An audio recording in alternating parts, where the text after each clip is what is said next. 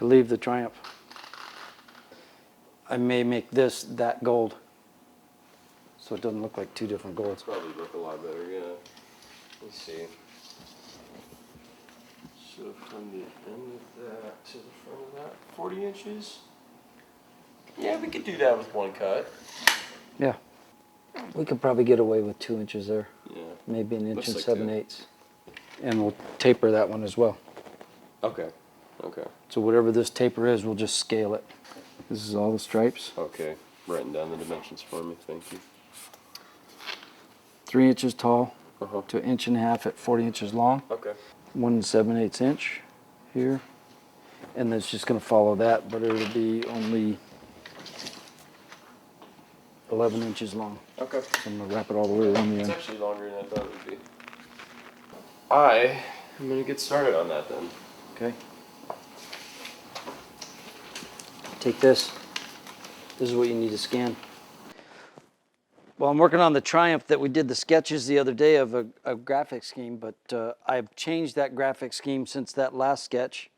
And I just laid out a rough pattern, gave it to Brock. He's putting it in the computer right now. And I'm making a piece that I can give him to scan. And in the computer, we'll actually cut that graphic so it fits the arch that we need on this tail section. And we can just flip that when we do the other side. The design I had last time, I was looking at pulling a stripe down from the center and then going down over the side case. And I've changed that to just a simple stripe going back and off that. I don't like how it, when I lay it out and I look at the bike, it looks really broken up. So I'm trying to simplify it and make it a little more elegant. I'm going to keep the original gray and the gold stripe as of right now. I could change my mind in 5 minutes, I don't know. But as of right now, I'm going to keep that. I'm just going to scuff this so I can do the graphics and clear over everything again.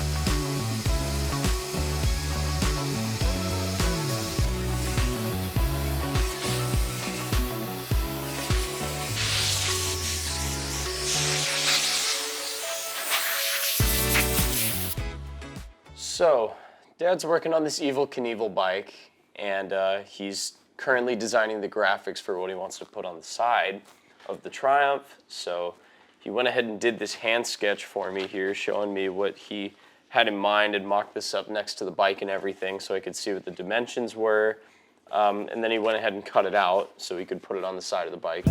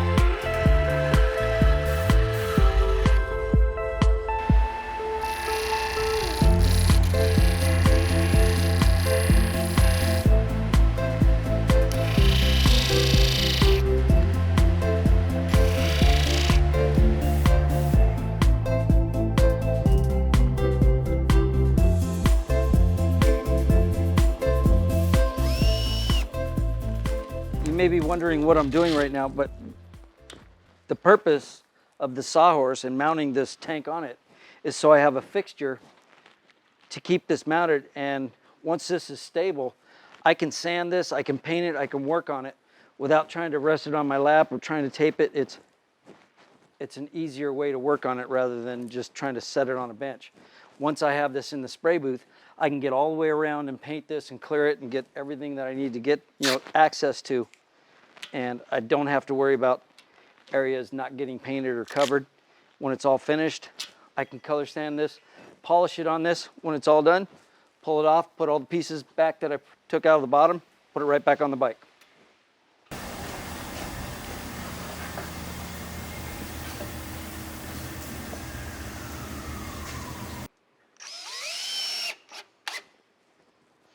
You see that little dovetail that I ground on that edge?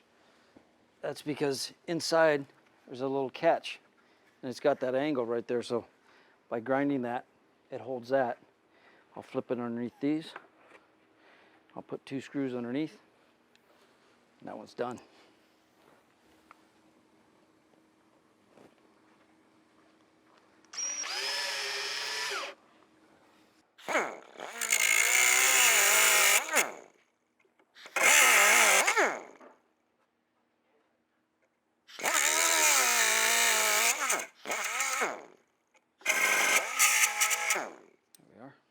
Now I'm going to make some stands to bolt these to.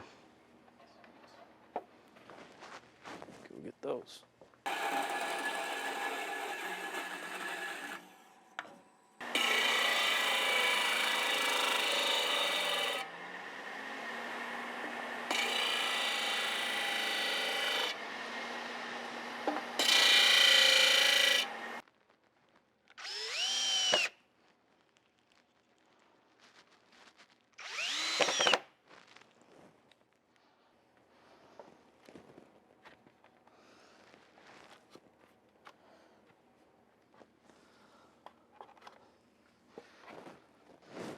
Well, I got the parts mounted on the sawhorses, so I'm going to take them over to the paint shop. I'll start sanding these, and we'll get them ready for paint.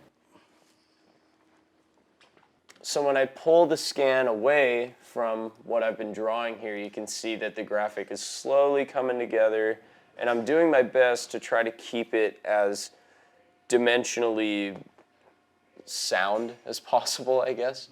Just keeping everything straight, making sure everything's level. As perfect as my dad is, not every hand sketch is going to come out completely perfect and perfectly level, so I'm doing my best to try to make it that way. This is a 40-inch long graphic right now because the bike is about 40 inches where we want it covered. This will obviously get cut up a bunch. We're going to use whatever we want to use from it on the bike.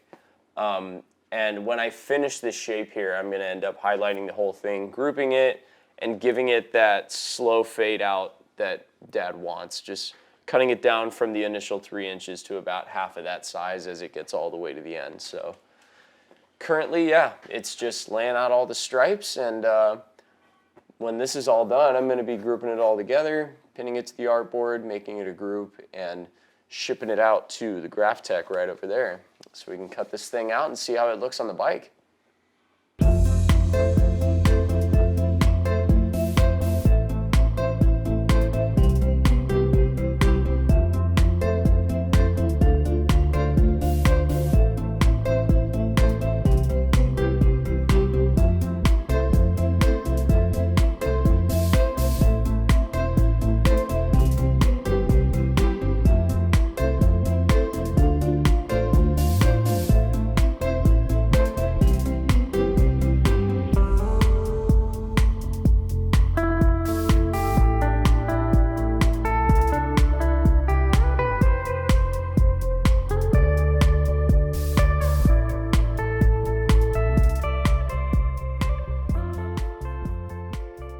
After we got all the parts on their fixtures, it's the easiest way to sand them. Rather than trying to hold them in your lap, and wet sanding also, it just makes a mess. This keeps it clean, keeps it organized, and it's going to make it real easy when it comes to masking all the parts, taping them all off, and spraying them.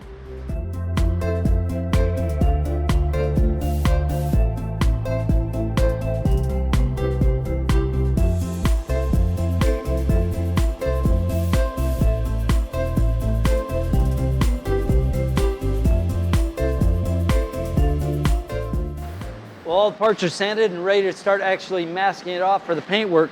So now I'm gonna go work with Brock and see if, where he's at, and if I can help him get it caught up so we can start masking these off. Yeah. Just come off of one of those straight lines and all those, see the two? Yeah, okay. Let me see what I can do. See how they're going uphill? Go from the point, those far end points. Yeah, just take that line right there and bring it over here and make it parallel with those. You can get rid of that upper line also, that one going straight up. This one? Yep. Okay. Get rid of the other one. You're gonna get rid of all the inside lines. Okay. Now make that, take your 5 points. This is the bottom one, you gotta make a point too. Just grab a star from something, there'll be a 5-point star. Okay, now line up the lower right points, the point. Yes, there. Okay, now make it smaller until that lines up. And leave that lower point lined up. Now what I wanna do is just morph it, just pull the point, the top point. A little bit, and just give it that. How tall is that star? Should be about 3 inches. Can you offset that star an 1/8 inch in? Something going. like this, right? Or do you want it a little more back? It needs to that come way? back just a little bit, right there. Okay. See, that's what we got. That looks good? Yeah. Okay. What I want to do is go right off this tip and go straight back, and right off Okay. that tip and go straight back. Okay. Now offset both of those an 1/8 of an inch inside. Now we can do the 13 stripes. Yes. But Okay. what I want those to be is,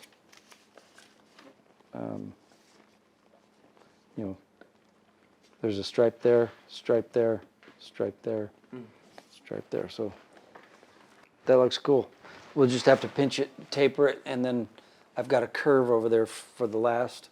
So what we'll do is we'll take the last part, but the stars will be cut separately. Yeah. So I'll lay out what needs to be cut because it's going to be sprayed. Everything is white all the way to the outside. That's the first mask. I'll spray that. Then I'll tape off the red, and I'll spray the red, and then we'll tape off the blue, and I'll spray the blue, and then the silver, and then the charcoal. Yeah, we'll just, once you taper it, because I want it tapered also, so then we'll reduce it, and then I'll just cut that, and the stars will be cut separately too. Okay.